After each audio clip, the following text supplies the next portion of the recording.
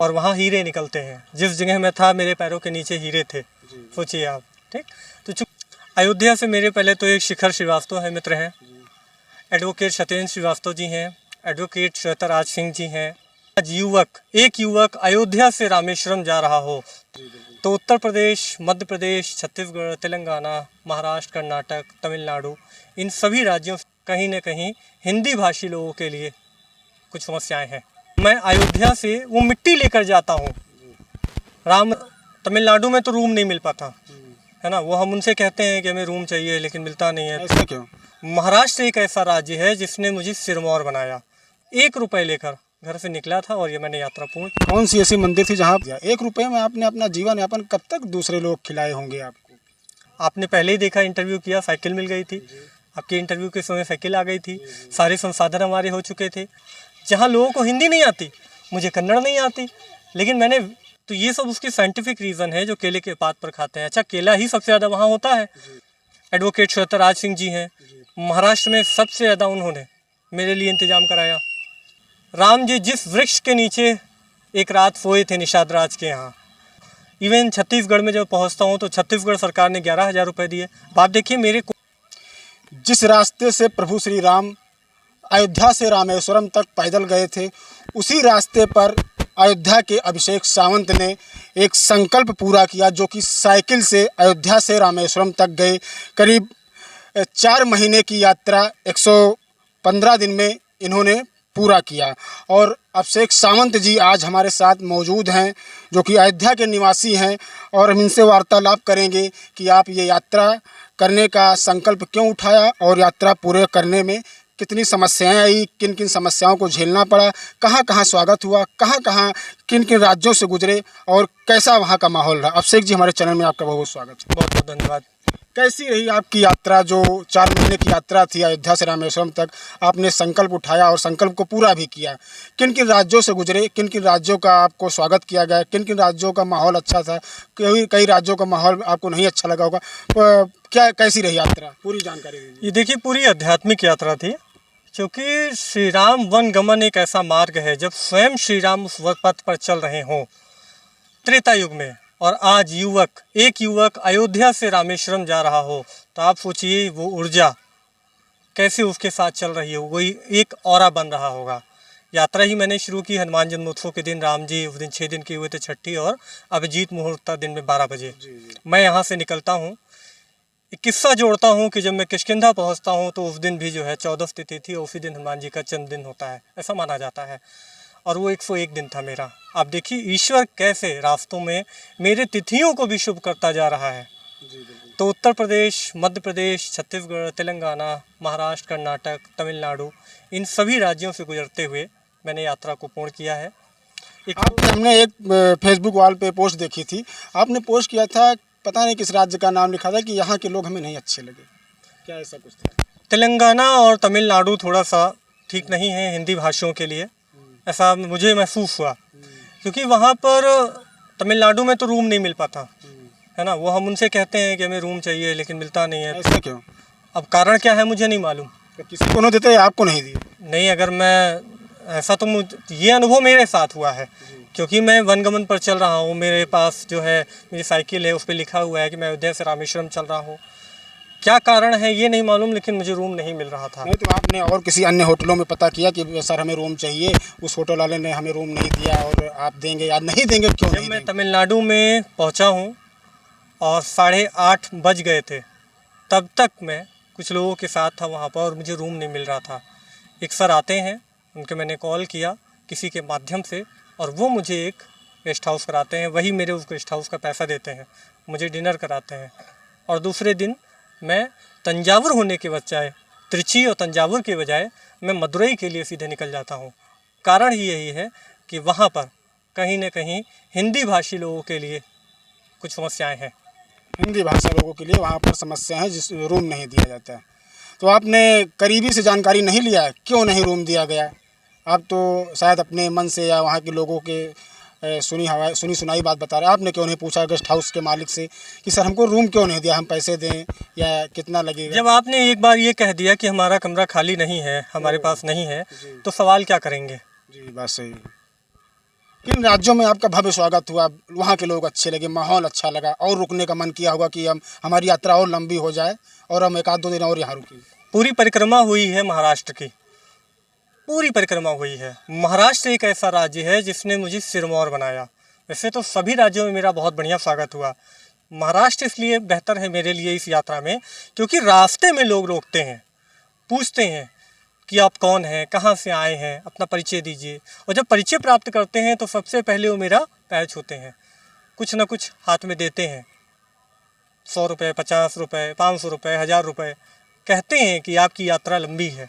मुझे भोजन कराते हैं, मुझे नाश्ता कराते हैं। न जाने कितने अनजान लोगों के घर मैं महाराष्ट्र में रुका हूँ जिनको मैं नहीं जानता। कौन ऐसे व्यक्ति थे जिन्होंने आपका पैर धुआया था और उस पानी को शायद चरण स्पर्श किया था? वो मध्य प्रदेश में हुआ है, पन्ना जिले में बृहस्पति कुंड का वो स्थान है। वहाँ पर चूँकि मैं 4-5 दिन रुका था, वहाँ मुझे रोका गया। बहुत ही अलग अनुभव है उस जगह का, बहुत ज़्यादा अलग अनुभव। इसी तरीके से मैं चलता रहा। 5 दिन आप वहाँ रुके, क्या कुछ खास दिखा आपको, कैसा अनुभव रहा? खास तो ये था चूँकि बृहस्पति कुंड जो मंदिर है वो बागिन नदी पर है और वहाँ हीरे निकलते हैं। जिस जगह मैं था मेरे पैरों के नीचे हीरे थे, सोचिए आप। ठीक, तो चूँकि वहाँ मंदिर कभी नहीं बना था, प्राण प्रतिष्ठित मंदिर नहीं था, कई वर्षों से प्रयोजन हो रहा था कि मंदिर बने, लेकिन कभी भी वो नहीं बन सका। इधर मैं पहुँचता हूँ और मुझसे 10 मिनट पहले ही वहाँ श्री राम की वनवासी की मूर्ति आती है स्थापित होने के लिए, प्राण प्रतिष्ठा होने के लिए। ये तो सौभाग्य की बात है। ये बड़े सौभाग्य है। जबकि मैं अयोध्या से वो मिट्टी लेकर जाता हूँ, रामरज लेके जाता हूँ, अयोध्या की मिट्टी। प्रयागराज श्रृंगवीरपुर से मैं गंगा जल लेकर जाता हूँ। राम जी जिस वृक्ष के नीचे एक रात सोए थे निषाद राज के यहाँ, उस वृक्ष का, शीशम के वृक्ष का मैं छाल लेके जाता हूँ। आप सोचिए 3 चीज़ें जब मैं लेके गया और मैं वहाँ पहुँचा और मैंने बताया कि मैं अयोध्या से आया हूँ, उसके बाद उनकी भी आंखों में आंसू थे और मेरे वो खुशी के आंसू थे। मेरे लिए विलक्षण था, मेरे लिए अलौकिक था, मेरे लिए अकल्पनीय है कि एक ऐसा संयोग है कि ईश्वर मुझे ऐसे समय पर मुझको यहाँ भेज रहे हैं जब स्वयं यहाँ स्थापित होने जा रहे हैं। मैं वहाँ पहुँचता हूँ और मुझे 4-5 दिन रोका जाता है। जिन जिन रास्तों से आप गुजरे, उस रास्ते से प्रभु श्री राम जी गए थे, क्या आपको दिखा कि पुरानी धरोहर, पुरानी चीज़ें अभी उनके राम जी की यात्रा के समय जो थी वो अभी जिंदा हैं या मिट गई हैं? सब कुछ है। श्री राम का सुबह का जो दिनचर्या थी पूजा अर्चना की, वो शिव की दिनचर्या थी, उनकी पूजा अर्चना की। सभी जगहों पर शिव की प्रतिमाएं हैं, शिवलिंग है सभी जगहों पर। अब आप सोचिए कौन बनाया होगा, क्योंकि रामायण में लिखा हुआ है कि यहाँ राम जी गए, श्री रामचरितमानस में लिखा हुआ है और उस पर शोध हुए हैं।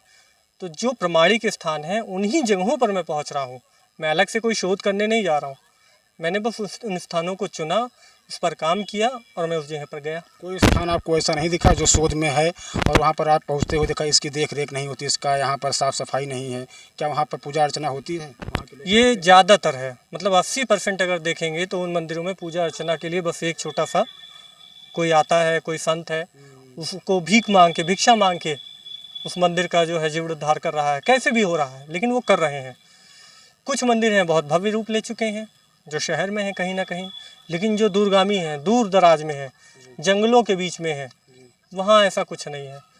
छत्तीसगढ़ तक तो मैं मंदिरों में ही रुक रहा था, उसके बाद मंदिरों में रुकने का कोई प्रबंध नहीं होता है, तब मुझे लॉज लेना पड़ा, होटल लेने पड़े, तब लोगों से संपर्क साधना पड़ा। कर्नाटक में मैं सिर्फ सर्किट हाउस में ही रुक रहा था। डॉक्टर जावेद जी ने, एडवोकेट श्वेतराज सिंह जी हैं, महाराष्ट्र में सबसे ज़्यादा उन्होंने मेरे लिए इंतज़ाम कराया। तो इसी तरीके से मैं लोगों के माध्यम से 1 रुपये लेकर घर से निकला था और ये मैंने यात्रा पूर्ण। कौन सी ऐसी मंदिर थी जहाँ पर आपको केले के पत्ते पर शायद खाना मिला था, बाटी था या कुछ ऐसा था? क्या पूरा डिटेल क्या था? रामेश्वर मंदिर है बेलगांव में, तो वहाँ पहुँचते हैं। वैसे असल में क्या है कि साउथ में आप कहीं भी जाएंगे तो वहाँ का कल्चर ही है कि केले के पात पर ही वो भोजन करते हैं। वहाँ पर ये थाली वगैरह ये सब? थाली वहाँ नहीं मिलती। केले के पात के ऊपर बहुत सारी साइंटिफिक रीजंस हैं कि जब गर्म चावल पड़ता है तो उसके अंदर जो कुछ तत्व होते हैं वो छनते हैं, फिर आपकी बॉडी में जाते हैं, फिर आपकी स्किन्स को निखारते हैं, है ना, पाचन शक्ति अच्छी करते हैं। तो ये सब उसकी साइंटिफिक रीज़न है जो केले के पात पर खाते हैं। अच्छा, केला ही सबसे ज़्यादा वहाँ होता है, तो वहाँ आपको थाली नहीं मिलेगी। अभिषेक जी, आप घर से 1 रुपये लेकर निकले थे। आपकी यात्रा 4 महीने की थी। इतने दिन लग गए, इतने रात गुजर गई, आपने बाहर गुजार दिया। 1 रुपये में आपने अपना जीवन यापन कब तक दूसरे लोग खिलाए होंगे आपको? प्रतिदिन आप समझिए, जब से मैंने इस यात्रा के लिए लोगों को बताया है तब से कुछ न कुछ मिल ही रहा था। आपने पहले ही देखा, इंटरव्यू किया, साइकिल मिल गई थी। आपके इंटरव्यू के समय साइकिल आ गई थी। सारे संसाधन हमारे हो चुके थे। रास्ते में चलता रहा, 100, 50, 1000, 500, इवन छत्तीसगढ़ में जब पहुंचता हूं तो छत्तीसगढ़ सरकार ने 11,000 रुपये दिए। आप देखिए, मेरे कोष में एड ऑन हो रहा है। मैं कहीं से परेशान हो रहा हूँ क्या? जब मैं निकला तब मेरे पास 20-25 हज़ार रुपये आ चुके थे। एक मेरे पास बैकअप हो गया था। आगे निकलता हूँ, लोग देते रहते हैं। सुल्तानपुर में दिया गया, प्रयागराज में दिया गया। उसके बाद आगे चलता हूँ, चित्रकूट में एक लोग हैं, धीरज श्रीवास्तव जी, उन्होंने 1500 रुपये दिया। 8 दिन में उन्हीं के घर पर रहा। उनके किराएदार हैं, उन्होंने उनको कहा कि अब आप ही खाना खिलाएंगे। अब आप सोचिए कैसे लोग इसमें नेटवर्क के तरह जुड़ रहे हैं। इस तरीके से जुड़ रहे हैं जैसे श्री राम जब अपने वनवास के लिए निकलते हैं तो ये प्रायोजित यात्रा थी उनकी वनवास की। सभी ऋषि मुनि जानते थे कि श्री राम आ रहे हैं। क्या लगा आपको? आप जहाँ जहाँ गए, लोगों से मिले, लोगों के घर जलपान किया, आपको क्या लगा कि अयोध्या के प्रति लोगों की लोकप्रियता कितनी है? अयोध्या का नाम सुनते ही आपके चरणों में लोग गिर जाते थे। कहीं कहीं ऐसा भी हुआ? देखिए, जब देश विदेश से, प्रदेशों से, दूर स्थान से जब लोग अयोध्या दर्शन के लिए आ रहे हैं, राम मंदिर देखने आते हैं, यहाँ की रज के ही तो दर्शन करने वो आ रहे हैं, इस माटी को प्रणाम करने आ रहे हैं, और जब ये माटी ही उठ के उनके पास गई हो तो इसको शब्दों में नहीं व्याख्यात किया जा सकता, नहीं बताया जा सकता कि उनके मन में क्या था।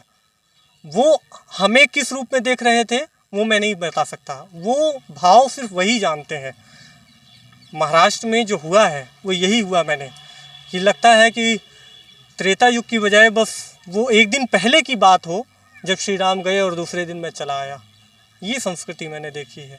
क्योंकि श्री राम जब निकलते हैं तो एकजुटता का सूत्रपात करते हुए निकलते हैं। सभी बराबर हैं, सभी समान हैं, किसी में भेदभाव नहीं है। ये श्री राम का कहना था, यही उन्होंने किया। राम राज्य क्या है? आज अयोध्या में राम राज्य की परिकल्पना पूर्ण की जाती है, कहा जाता है, तो राम राज्य का मतलब ही होता है सभी समान हैं।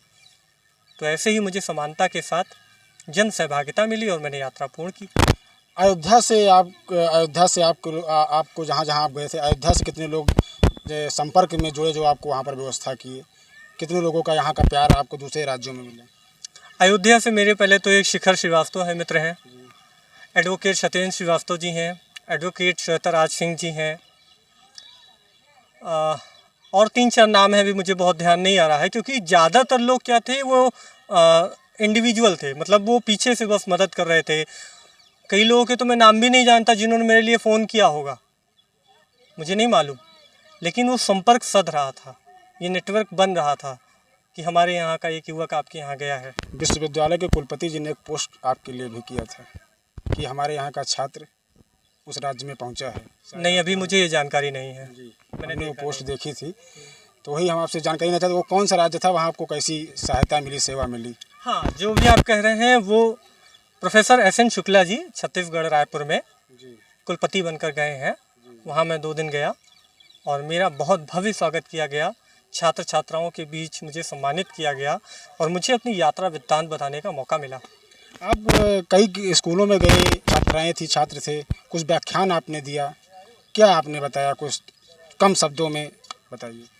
देखिए, हम जो यात्रा कर रहे हैं, पहले इसके उद्देश्यों के बारे में बताया, क्योंकि जो इसके श्री राम वन गमन पथ है, इसके जितने भी मंदिर हैं, इसका जीर्णोद्धार होना चाहिए। जानो अपना शहर करके सरकार को, भारत सरकार को एक योजना शुरू करनी चाहिए कि जो छात्र छात्राएं विद्यालय में पढ़ते हैं वो अपने शहर के बारे में, अपने आस पड़ोस के बारे में जाने। ये मैं वहाँ बताता था कि आपके आसपास देखिए कौन से मॉन्यूमेंट्स हैं, कौन से मंदिर हैं, कौन से तीर्थ स्थान हैं। इवन ये भी आप देखिए, क्योंकि विद्यार्थियों को ये जानना चाहिए कि आपके आसपास ऐसी कौन सी प्रतिभाएं हैं जो सिनेमा जगत में, विज्ञान के क्षेत्र में इस तरह से प्रतिभाएं निकल रही हैं, उभर रही हैं। तो ये सब हमारी यात्रा का बताने का उद्देश्य होता था। अपने बारे में बताता था कि मैं कौन हूँ, किस तरीके से मैंने यात्रा शुरू की, संकल्प मेरा कैसे रहा, संकल्प को पूरा करने के लिए मैं किस तरीके से दृढ़ हुआ, ये सब मैं उन्हें बताता था। इवन कर्नाटक में मैं बहुत विद्यालयों में गया जहाँ लोगों को हिंदी नहीं आती, मुझे कन्नड़ नहीं आती, लेकिन मैंने सब कुछ बताया। कैसे? मैं हिंदी में बताता था और एक सर होते थे वो उसको कन्नड़ में ट्रांसलेट करते थे।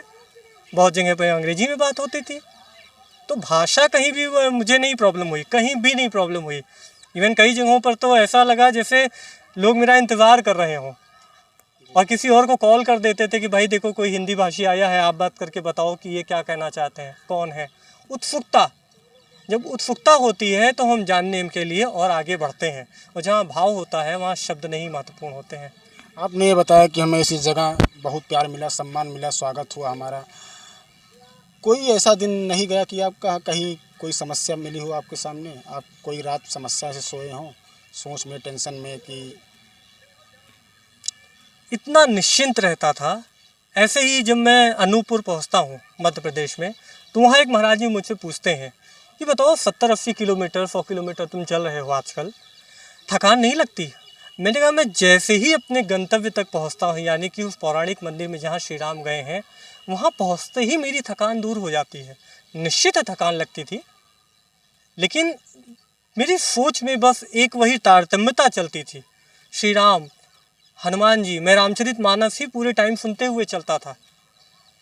मैं सोचता था, इवन पूरे रास्ते में न जाने कितने लोग मिलते थे, लगभग 200-250 लोग मुझे रोज़ मिलते थे, जिसमें से 6-7 लोगों का, 10 लोगों का, 20 लोगों का रोज़ मुझे नंबर सेव होता था। अभी अभी मुझे कर्नाटक से शशि जी का मैसूर से फ़ोन आया कि अभिषेक जी कैसे हैं आप, मैंने सुना कि आप स्वच्छता पर कार्य कर रहे हैं, निश्चित है आप सफल होंगे। अब आप देखिए, लोग मुझे फॉलो कर रहे हैं, देख रहे हैं कि मेरी वो यात्रा पूर्ण हुई और एक नई यात्रा शुरू हो गई।